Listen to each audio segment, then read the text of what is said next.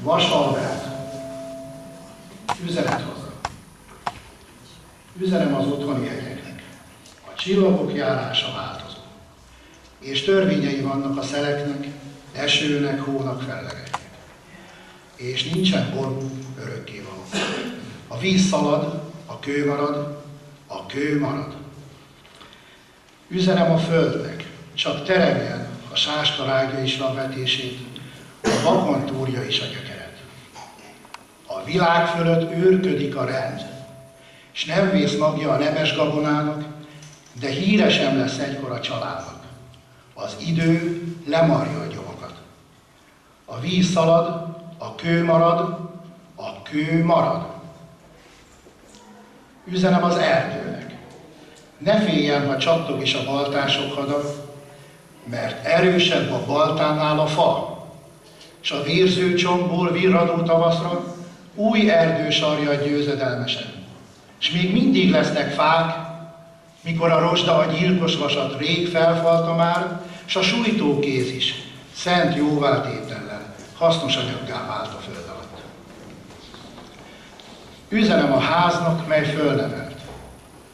Ha egyenlővé teszik is a földdel, nemzedékek őrváltásaid jönnek majd újra boldog építők, és kiássák a fundamentumot.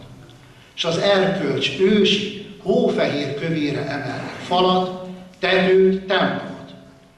Jön 1000 új kőmíves kelebe, ki nem hamuval és nem embervérrel köti meg a békesség falát, de szentelt vízzel és búzakenyérrel, és épít régi kőből új hazát.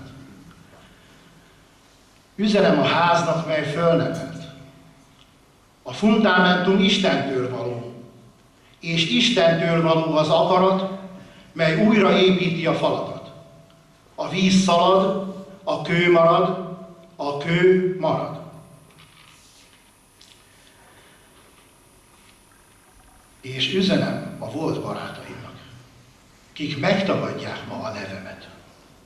Ha fordul egyet újra a kerék, én akkor is a barátjuk leszek, és nem lesz bosszú, gyűlölet, harag. Kezet nyújtunk egymásnak, és megyünk, és leszünk egy cél, és egy akarat. A víz szalad, a kő marad, a kő marad. És üzenem mindenkinek, testvérnek, rokonnak, idegennek, gonosznak, jónak, hűségesnek és alávalónak, annak, akit a fájás űz, és annak, kinek kezéhez vércseppek tapadnak.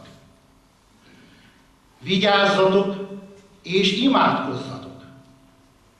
Valahol fönn a magos ég alatt mozdulnak már lassan a csillagok. A víz szalad, és csak a kő marad, a kő marad. Maradnak az igazak és jók, a tiszták és békességesek, erdők, hegyek, tanok és emberek. Jól gondolja meg, ki mit cselekszik. Likasszák már fönn az égben a rostát, és a csillagok tengelyét olajozzák szorgalmas angyalok. És részen csillagfordulás megint, s miként hirdeti a Biblia, megméretik az embernek fia.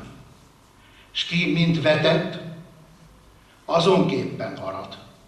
Mert elfut a víz, és csak a kő marad, de a kő marad.